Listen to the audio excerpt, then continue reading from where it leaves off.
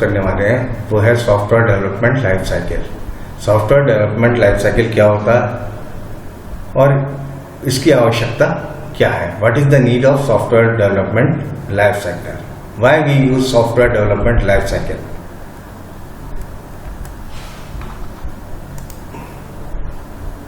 Software development life cycle, software development life cycle क्या होता है? एक प्रोसेस होता है जो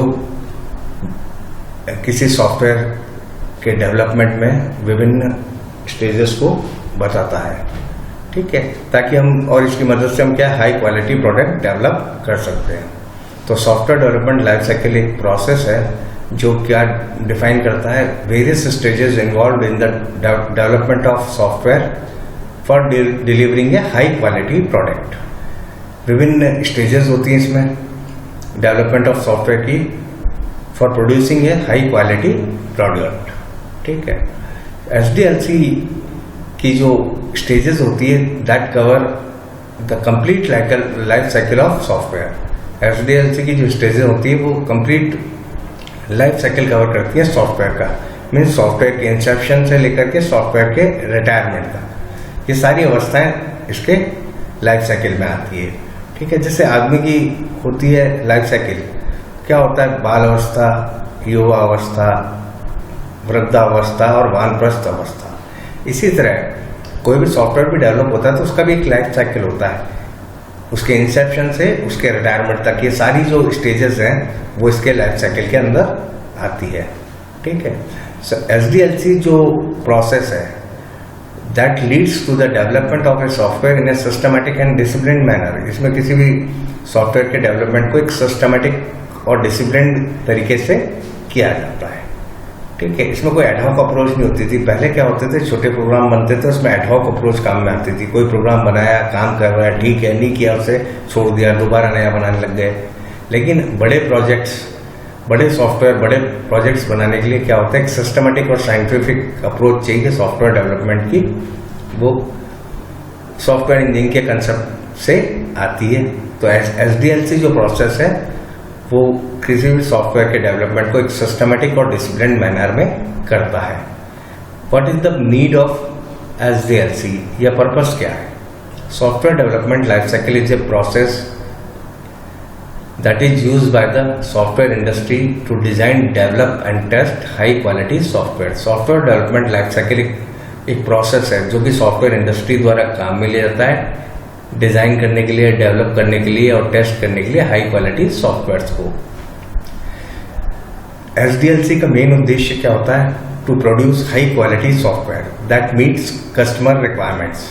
क्या हो कि उच्च क्वालिटी के सॉफ्टवेयर प्रोड्यूस करना जो कि कस्टमर के रिक्वायरमेंट को मीट करें, उनका कंप्लीशन विद इन टाइम हो और उनकी कॉस्ट है वो भी क्या रहे, विद इन एस्टिमेट रहे, with in cost estimated, estimates के अंदर ही उसकी कॉस्ट है। ऐसा नहीं कि कॉस्ट उसकी ओवर बजट हो जाए, कॉस्ट ज़्यादा हो जाए, ठीक है। तो सॉफ्टवेयर डेवलपमेंट लाइफ साइकिल एक प्रोसेस है जो कि सॉफ्टवेयर इंडस्ट्री द्वारा काम में लिया जाता है to design, develop and test high quality software. SDLC का मेन एम क्या होता है? हाई क्वालिटी सॉफ्टवेयर प्रोड्यूस करना जो कि कस्टमर की रिक्वायरमेंट्स को फुलफिल करे, टाइमली कंप्लीट हो और विद इन कॉस्ट कंप्लीट हो। SDLC software development life cycle में क्या होती है कि फेजेस होती हैं। पहली होती है जैसे requirement gathering, designing, coding, testing और मेंटेनेंस, ठीक है। ये सारी सॉफ्टवेयर डेवलपमेंट लाइफ साइकिल की वेरियस फेजेस होती हैं। अब मान लो कि कोई सॉफ्टवेयर है, उसको डेवलप किया है, ठीक है, without using software engineering principles और विदाउट यूजिंग SDLC अप्रोच, ठीक है। तो क्या होगा? मान लो कोई सॉफ्टवेयर है, उसको किसी टीम द्वारा डेवलप किया, असाइन किया गया कि आपको ये सॉफ्टवेयर डेवलप करना है, ठीक है। और जो टीम में को किसी टीम को एलोकेट किया गया, उस टीम के मेंबर्स को कह दिया आपकी इच्छा हो, जैसे वर्क करना है आप करिए। तो एक डेवलपर है वो डिसाइड करेगा पहले मैं डिजाइन करूं, दूसरा डिसाइड करेगा कि पहले मैं कोडिंग करूं, तीसरा सोचेगा कि मैं डॉक्यूमेंटेशन का काम पहले कर लूं। ये सब क्या होगा? इसके कारण क्या होगा? प्रोजेक्ट फेल हो जाएगा आपका, क्योंकि ये बहुत जरूरी है किसी भी सॉफ्टवेयर डेवलपमेंट के लिए कि सारे टीम मेंबर्स को अच्छा नॉलेज होना चाहिए और अंडरस्टैंडिंग होनी चाहिए किस उस प्रोडक्ट के बारे में, तभी आप एक्सपेक्टेड आउटपुट को प्रोड्यूस कर पाएंगे। अगर हर आदमी अपने दिशा में काम करता रहा तो उससे वो कार्य नहीं हो पाएगा। जो प्रोडक्ट बनेगा वो आपकी जो रिक्वायरमेंट है उसको फुलफिल नहीं करेगा। ठीक है, तो ये बहुत जरूरी है कि जितने भी टीम मेंबर्स हैं उनको कंप्लीट अंडरस्टैंडिंग हो और उसका नॉलेज हो सिस्टम के बारे में कि जो उनको डेवलप करना है, तभी वो एक डिजायर्ड आउटपुट को प्रोड्यूस कर पाएंगे।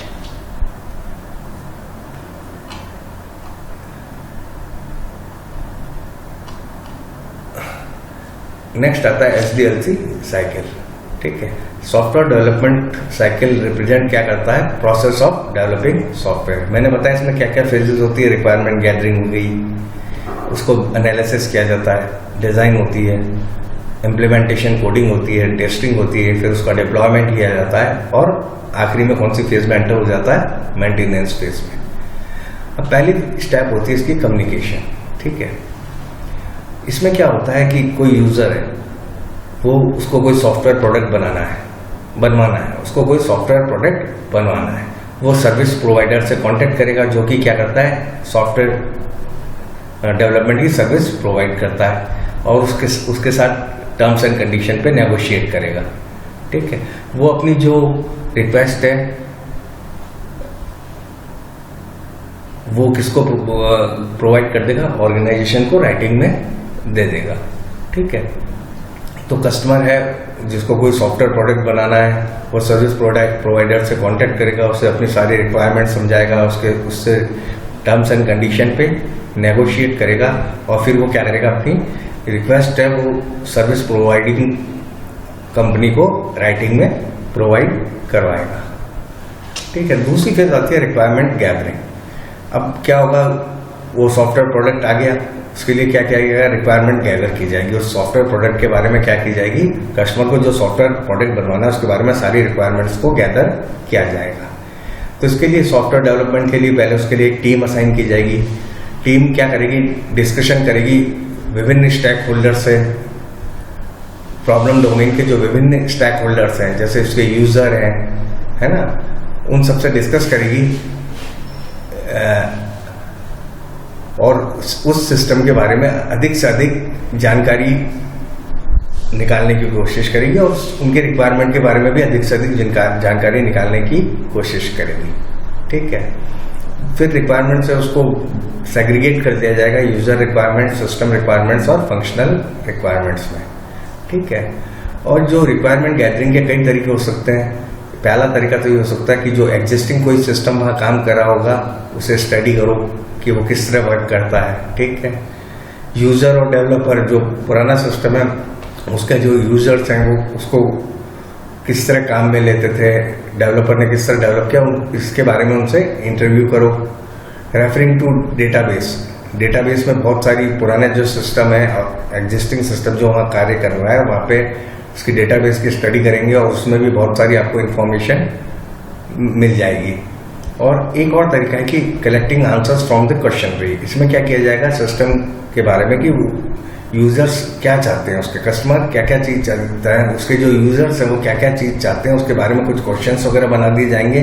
वो ट्रू या फॉल्स टाइप के होंगे या ऑब्जेक्टिव टाइप के होंगे, ये क्वेश्चन भी उन यूजर्स को दे दी जाएगी और वो उसका जवाब भर के आपको रिप्लाई कर देंगे। उससे भी डेटा कलेक्ट किया जा सकता है। ठीक है, तो रिक्वायरमेंट गैदरिंग में क्या होता है कि प्रॉब्लम डोमेन के विभिन्न स्टेक होल्डर्स के साथ डिस्कशन किया जाता है और अधिक से अधिक उसके बारे में सूचनाएं इकट्ठी की जाती है। ठीक है, इसके लिए कई मेथड्स होते हैं जैसे study of existing system, interviews of user and developer, referring to database, collecting answer from the question trees. Next step आता है फिजिबिलिटी स्टडी।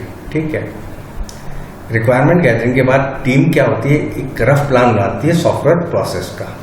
ठीक है, इस स्टेप में टीम यह एनालिसिस करती है कि जो सॉफ्टवेयर आप बनाने जा रहे हैं वो कस्टमर की सारी रिक्वायरमेंट को फुलफिल कर पाएगा कि नहीं। और इसके साथ साथ ये भी देखा जाता है कि जो प्रोजेक्ट है वो फाइनेंशियली, प्रैक्टिकली और टेक्नोलॉजिकली फिजिबल है कि नहीं ऑर्गेनाइजेशन के लिए, कि ऑर्गेनाइजेशन के लिए वो फाइनेंशियली, प्रैक्टिकली और टेक्नोलॉजिकली फिजिबल है कि नहीं। ठीक है, कि टेक्निकली हमारे पास ऐसे कॉम्पिटेंट पीपल हैं जो उस प्रोजेक्ट को सक्सेसफुली कंप्लीट कर पाएंगे कि नहीं कर पाएंगे। ठीक है, ये सब चीज़ें फिजिबिलिटी स्टडी में देखी जाती है। फिजिबिलिटी स्टडी के लिए कई एल्गोरिथम्स होते हैं, वो डेवलपर को हेल्प करते हैं to conclude the feasibility of software project, किसी सॉफ्टवेयर प्रोजेक्ट की फिजिबिलिटी को कंक्लूड करने पे। नेक्स्ट स्टेप होती है सिस्टम एनालिसिस। सिस्टम एनालिसिस में क्या क्या चीज़ आती है? Understanding of software product limitation, learning system related problems और change to be done in the existing system. Existing system में क्या कोई चेंज किए, क्या क्या किए जाने हैं। ठीक है, प्रोजेक्ट टीम यह एनालाइज करती है प्रोजेक्ट के स्कोप को और उसके हिसाब से शेड्यूल और रिसोर्स को प्लान करती है। ठीक है, नेक्स्ट आता है सॉफ्टवेयर डिजाइन। ठीक है, अब जो सारा इंफॉर्मेशन जो आपने रिक्वायरमेंट फेज में और एनालिसिस में कलेक्ट किया है, ठीक है, उसको क्या किया जाता है? यूज करके सॉफ्टवेयर प्रोडक्ट को डिजाइन किया जाता है। ठीक है, इनपुट्स जो होते हैं यूजर्स द्वारा और इंफॉर्मेशन जो आपने गैदर्ड की है रिक्वायरमेंट गैदरिंग फेज में, ये दोनों इसके लिए क्या होते हैं? इनपुट्स होते हैं। और जो आउटपुट होता है इस स्टेप का, उसमें दो डिजाइन आती है, एक तो कहलाती है लॉजिकल डिजाइन और दूसरी क्या कहलाती है? Physical design. इंजीनियर्स यहाँ पे डेटा डिक्शनरी बनाते हैं, लॉजिकल डायग्राम बनाते हैं, डेटा फ्लो डायग्राम्स बनाते हैं, ये सब चीजें की जाती है सॉफ्टवेयर डिजाइन फेज में। इसके बाद अगली फेज आती है कोडिंग, इसको प्रोग्रामिंग फेज भी कहा जाता है। ठीक है, जो सॉफ्टवेयर डिजाइन का इम्प्लीमेंटेशन है उसको किस में यहाँ लिखा जाता है? प्रोग्राम कोड्स के रूप में। ठीक है, जिसके लिए कोई भी सूटेबल प्रोग्रामिंग लैंग्वेज जो उसके लिए है उसमें उसको प्रोग्राम कोड को लिखा जाता है और एरर फ्री एग्जीक्यूटिव प्रोग्राम को इफिशिएंटली प्रोड्यूस किया जाता है। ठीक है, तो कोडिंग नेक्स्ट फेज होता है। इसमें सॉफ्टवेयर डिजाइन को क्या किया जाता है? जो इम्प्लीमेंटेशन होता है सॉफ्टवेयर डिजाइन का, उसको स्टार्ट किया जाता है in terms of writing program codes in the suitable programming language तथा developing error free executable programs efficiently. Next phase आती है आपकी टेस्टिंग। एक एस्टिमेट ये कहता है कि जो 50% है होल सॉफ्टवेयर डेवलपमेंट प्रोसेस का, उसको आपको टेस्ट करना चाहिए। एरर्स के कारण क्या होता है? सॉफ्टवेयर कभी बहुत क्रिटिकल लेवल तक भी खराब हो सकता है और कई बार ये भी हो सकता है कि उसको हटाना भी पड़ सकता है। सॉफ्टवेयर टेस्टिंग कब की जाती है? जब कोडिंग की जाती है डेवलपर द्वारा। ठीक है, और थोरो टेस्टिंग किसके द्वारा की जाती है? टेस्टिंग एक्सपर्ट द्वारा। अलग अलग लेवल्स पे की जाती है, जैसे module testing, program testing, product testing, in house testing और यूजर के एंड पे टेस्टिंग। टेस्टिंग का मेन उद्देश्य क्या होता है? अर्ली डिस्कवरी ऑफ एरर्स और देयर रिमूवल। ये किसी भी रिलायबल सॉफ्टवेयर के लिए की है कि आप जल्दी से जल्दी एरर का डिटेक्शन कर लें और उसे हटा सकें। ठीक है, तो जो टेस्टिंग होती है वो अलग अलग लेवल्स पे मैंने बताया की जाती है। जैसे कोई डेवलपर है, कोई सॉफ्टवेयर डेवलपमेंट का काम है, वो टीम वर्क होता है। कोई सॉफ्टवेयर प्रोडक्ट आया, उसको 5 मॉड्यूल में डिवाइड कर दिया, एक एक मॉड्यूल एक एक डेवलपर को दे दिया। ठीक है, वो क्या करेगा? अपनी कोड को डेवलप करेगा, हर इंडिपेंडेंटली हर डेवलपर अपनी कोड को डेवलप करेगा, उसे टेस्ट करेगा, डिबग करेगा, ये सब काम करेगा। ठीक है, तो जो इस तरह जो इंडिपेंडेंट मॉड्यूल को टेस्ट किया जाता है वो क्या कहलाती है? Module testing. इसके बाद आती है आपकी इंटीग्रेशन टेस्टिंग। इंटीग्रेशन टेस्टिंग में क्या किया जाता है? इंडिपेंडेंटली सबने अपने मॉड्यूल चेक कर लिए, इंडिपेंडेंटली सबके मॉड्यूल बहुत बढ़िया ढंग से काम कर रहे हैं, लेकिन अब इन मॉड्यूल्स को आपको क्या है? एक एक करके जोड़ना पड़ेगा। तो एक मॉड्यूल को दूसरे मॉड्यूल से जोड़ते हैं और उसको टेस्ट करते हैं, वो टेस्टिंग क्या कहलाती है? Integration testing. इंटीग्रेशन टेस्टिंग में क्या होता है कि इंटरफेसेस, दोनों जो मॉड्यूल को आपने कंबाइन किया उन दोनों के बीच इंटरफेसिंग कोई प्रॉब्लम तो नहीं है, उसको चेक किया जाता है। इस तरह एक एक करके सारे मॉड्यूल को आपस में जोड़ दिया जाता है। जब आपका कंप्लीट सिस्टम तैयार हो गया तो उसकी कौन सी टेस्टिंग की जाती है? System testing. इसमें यह डिसाइड किया जाता है कि सिस्टम जिन ऑब्जेक्टिव्स को फुलफिल करने के लिए बनाया गया था वो उसे फुलफिल कर पा रहा है या नहीं। और इसके पश्चात लास्ट होती है आपकी acceptance testing. Acceptance testing customer की साइट पर उसके लाइव डेटा के साथ की जाती है तथा कस्टमर को ये सेटिस्फाई किया जाता है कि आपकी जो रिक्वायरमेंट्स थी वो सारी रिक्वायरमेंट्स ये सॉफ्टवेयर फुलफिल कर रहा है।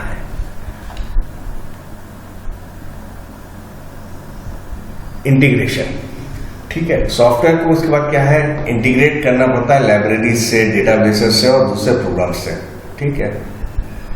तो इंटीग्रेशन में इन सबको इंटीग्रेट किया जाता है सॉफ्टवेयर को लाइब्रेरीज, डेटाबेस और दूसरे प्रोग्राम के साथ। इम्प्लीमेंटेशन का मतलब क्या है कि जो आपने सॉफ्टवेयर बना लिया है, उसे टेस्ट कर लिया है, सब कुछ हो गया, इंटीग्रेशन हो गया, उसके बाद installing the software on the user machine, user की मशीन पर उसका इंस्टॉलेशन करना, ठीक है।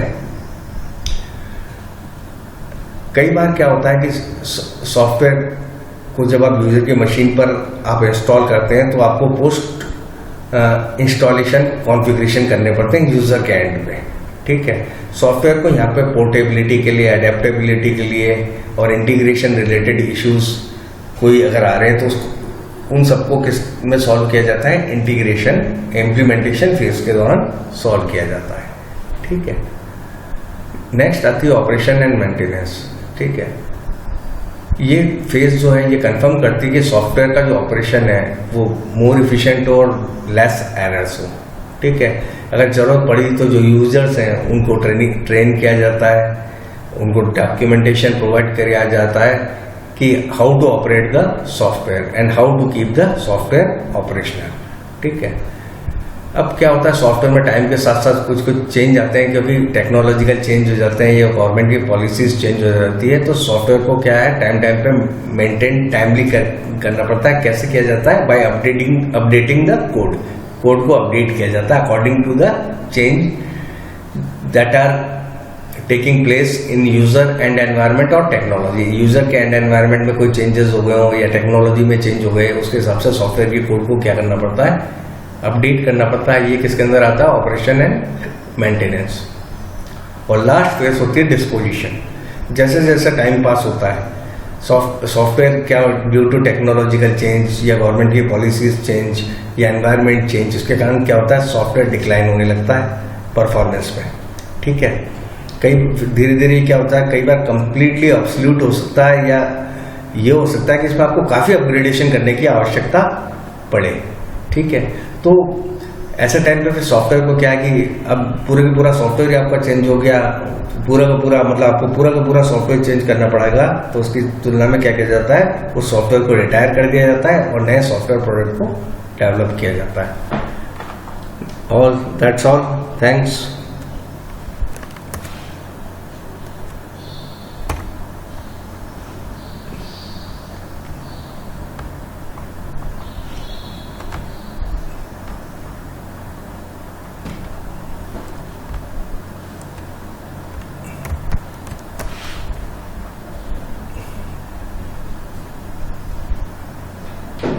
अरे भाई कहाँ से बंद होगा।